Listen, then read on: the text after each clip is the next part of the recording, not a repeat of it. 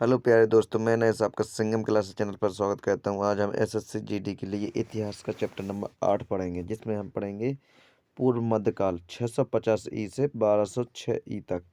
ठीक है। आज हम इस वीडियो में उत्तर भारत को पढ़ेंगे, जहां पर राजपूत काल फैला हुआ था। तो देर नहीं कहते हुए चलते हैं क्वेश्चन नंबर 1 की तरफ। क्वेश्चन नंबर पहला है हमारा, पूर्व मध्यकालीन भारतीय इतिहास में 750 ई से 1200 ई तक का समय मुख्यतः माना जाता है। तो यानी उत्तर भारत के संदर्भ में तो ये माना जाता है राजपूत काल में। कौन सा राजपूत काल? ध्यान करना, उत्तर भारत के संदर्भ में। अब दक्षिण भारत के संदर्भ में हम कल पढ़ाएंगे। ठीक है, कल लेकर आएंगे अगला वीडियो, जिसमें हम दक्षिण भारत को अच्छी तरह से करेंगे। ठीक है। सॉरी, चलते हैं क्वेश्चन नंबर दूसरे की तरफ। क्वेश्चन नंबर दूसरा है, 712 ई में सिंध पर अरबों के आक्रमण के समय वहाँ का शासक कौन था? तो वहाँ का शासक था दाहिर। कौन था? दाहिर था।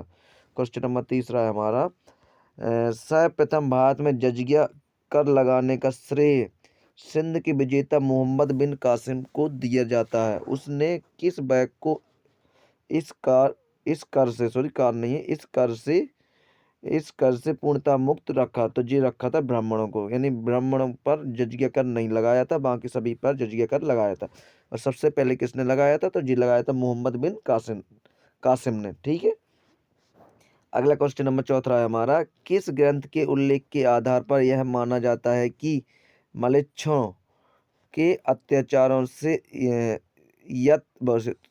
त्रस्त होकर महर्षि वशिष्ठ ने अत्याचारियों के विनाश हेतु आबू पर्वत पर एक यज्ञ किया एवं यज्ञ के अग्निकुंड से 4 राजपूतों कुलों यानी परमार, चालुक्य और सोलंकी और प्रतिहार एवं चौहान वंश का जन्म हुआ।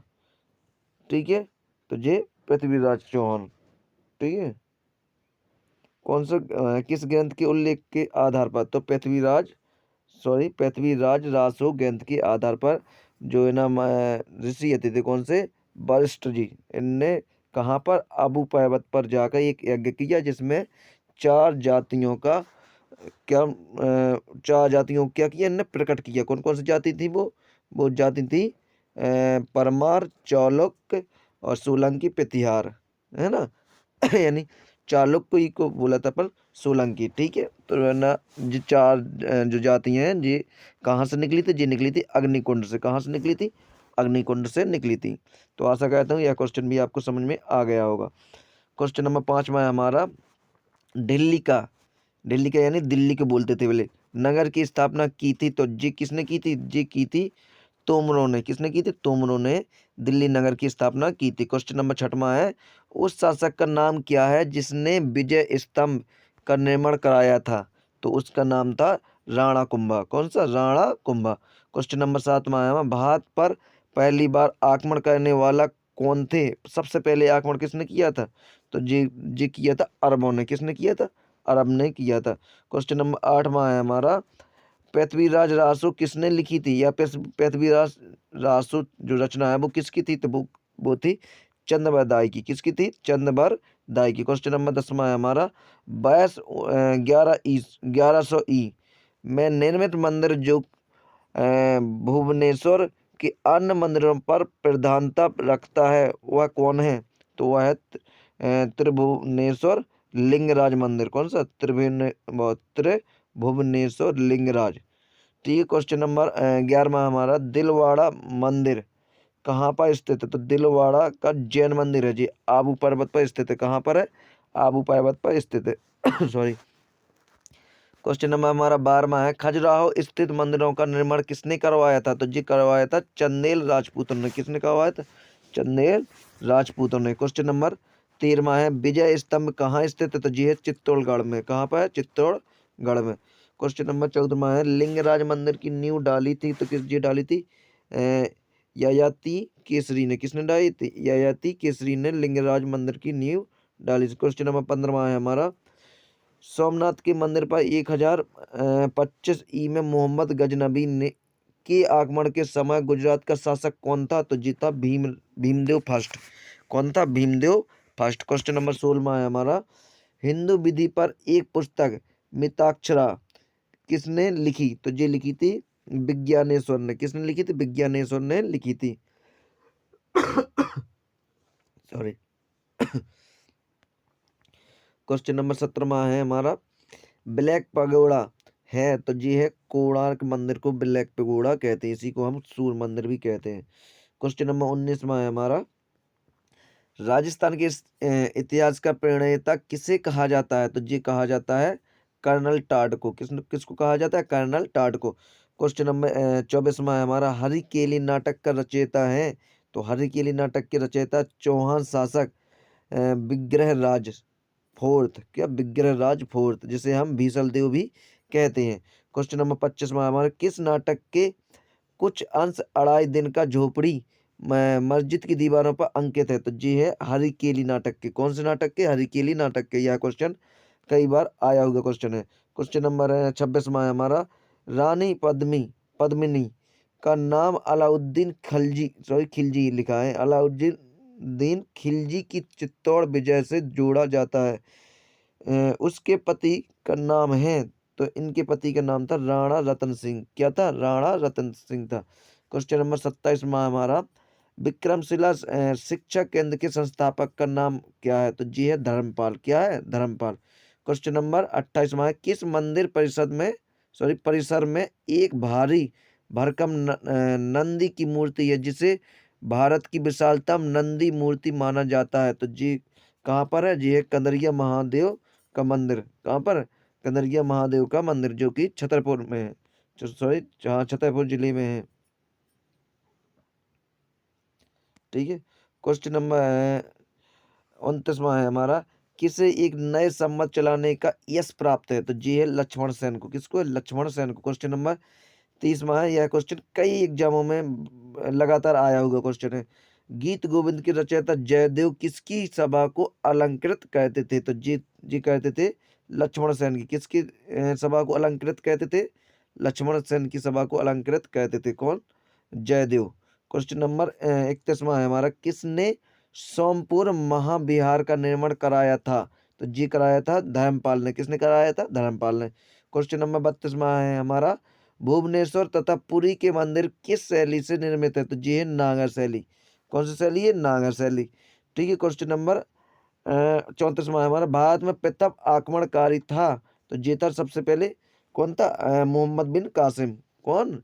मोहम्मद बिन कासिम पहला भारत में आक्रमणकारी शासक था। क्वेश्चन नंबर 35 में हमारा, जगन्नाथ मंदिर किस राज्य में है? तो जगन्नाथ मंदिर है उड़ीसा राज्य में। क्वेश्चन नंबर 36 में है, पुरी में स्थित कोणार्क के विशाल सूर्य देव के मंदिर के निर्माता थे? तो ये थे नरसिंह फर्स्ट। कौन थे? नरसिंह फर्स्ट थे। क्वेश्चन नंबर 37 में है, अजय पाल संस्थापक थे? तो ये थे अजमेर के। कहाँ के अजय पाल संस्थापक थे? आज से अजमेर के। क्वेश्चन नंबर 38 में है हमारा, कि कौन कविराज के नाम से विख्यात था? तो जी था भोज परमार।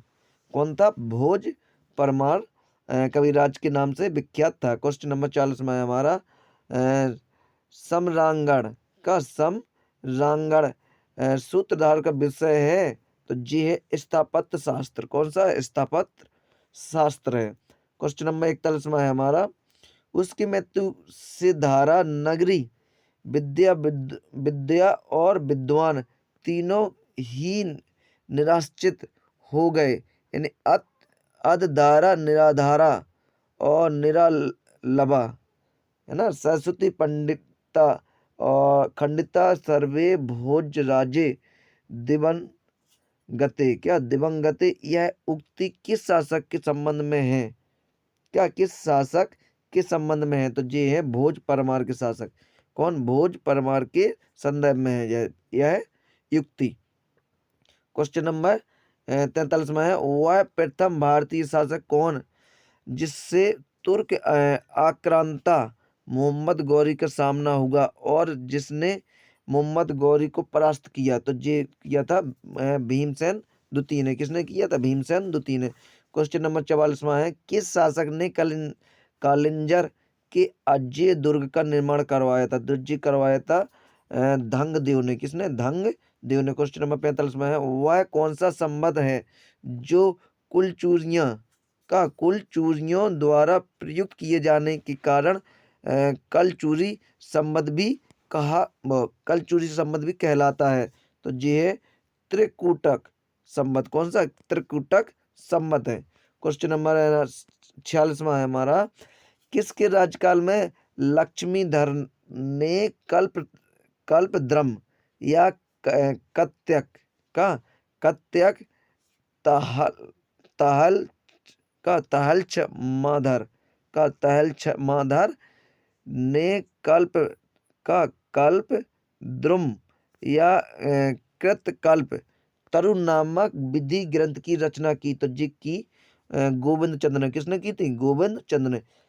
क्वेश्चन नंबर 47 में हमारा, चंदावर का युद्ध यानी जो हुआ था 1994 में, किसके मध्य हुआ? तो ये हुआ था जयचंद और मोहम्मद गौरी के बीच में। किसके बीच में? जयचंद और मोहम्मद गौरी के बीच में। क्वेश्चन नंबर 48 में है, निषेध चरित्र व खंड खाद के रचयिता श्री हर्ष किस शासक के दरबारी कवि थे? तो या राज्य कवि थे? जी थे जयचंद के। किसके थे? जयचंद के। है ना। राज्य कवि कौन थे? तो जी थे श्री हर्ष। कौन? श्री हर्ष। क्वेश्चन नंबर 49 में, किस शहर लिंगराज मंदिर अवस्थित है? तो जी है भुवनेश्वर में। कहाँ पर है? भुवनेश्वर में। क्वेश्चन नंबर 51 में है, किस पर स्वामित्व के लिए पाल प्रतिहार व राष्ट्रकूट के बीच त्रिपक्षीय संघर्ष हुआ? तो त्रिपक्षीय संघर्ष हुआ था कन्नौज के बीच। किसके बीच? कन्नौज के बीच। क्वेश्चन नंबर 52 में है हमारा, त्रिपक्षीय संघर्ष की पहल किसने की? तो ये की थी वत्स राज ने। किसने की थी? वत्स राज ने। क्वेश्चन नंबर 53 में है हमारा, त्रिपक्षीय संघर्ष का आरंभ किस नदी में होगा? सॉरी, किस सदी में होगा? तो ये हुआ था 8वीं सदी में। कहाँ कब हुआ था? 8वीं सदी में। क्वेश्चन नंबर 54 में है, त्रिपक्षीय संघर्ष का आरंभ और अंत किस राजवंश ने किया? तो ये किया था प्रतिहार राजवंश ने। किस राजवंश ने? प्रतिहार राजवंश ने किया था। क्वेश्चन नंबर 55 में है हमारा, त्रिपक्षीय संघर्ष में भाग लेकर उत्तर भारत की राजनीति में हस्तक्षेप करने वाली और दक्षिण से उत्तर पर आक्रमण करने वाली दक्षिण की प्रथम शक्ति थे। तो ये थे राष्ट्रकूट। कौन थे? राष्ट्रकूट। क्वेश्चन नंबर 56 में है हमारा, पाल वंश का संस्थापक था? तो ये था गोपाल पाल। कौन था? गोपाल पाल। क्वेश्चन नंबर 57 में है हमारा, पाल वंश की राजधानी थी? तो ये थी मुद्दगिरी, या जिसे हम मुंगेर भी कहते थे। क्या कहते थे? मुंगेर भी कहते थे। क्वेश्चन नंबर 58 में है हमारा, राष्ट्रकूट वंश का संस्थापक था? तो ये था दंती दुर्ग या दंती बर्मन भी कहते थे। क्वेश्चन नंबर 59 में है, राष्ट्रकूट वंश की स्थापना की? तो ये की थी मालखंड। किसने? मालखंड, जिसे हम मानखेत भी कहते थे। क्वेश्चन नंबर 60 में है हमारा, किस प्रतिहार शासक ने आदि राय की उपाधि धारण की? तो ये की थी मेहर भोज ने। किसने? मेहर भोज ने। क्वेश्चन नंबर 61 में हमारा, किस विदेशी यात्री ने गुर्जर प्रतिहार वंश की अल गुजर एवं इस वंश के शासक को भैरा कहकर पुकारा? तो ये पुकारा था अल मसूदी ने। किसने पुकारा था? अल मसूदी ने। ठीक है, एक सेकंड। अगला क्वेश्चन है, कर्पूर्ण मंजरी क्या कर्पूर्ण कर्पूर मंजरी नाटक के रचयिता राजशेखर को किस प्रतिहार शासक ने संरक्षण दिया? तो ये दिया था महेंद्र पाल ने। महेंद्र पाल फर्स्ट ने। क्वेश्चन नंबर 63 में है हमारा, प्रतिहार स्वयं को डॉट डॉट का वंशज मानते हैं जो राम के प्रतिहार अर्थात द्वारपाल थे। कौन मानते थे? लक्ष्मण। ठीक है, प्रतिहार स्वयं को लक्ष्मण का वंशज मानते थे जो राम के प्रतिहार अर्थात द्वारपाल थे। ठीक है।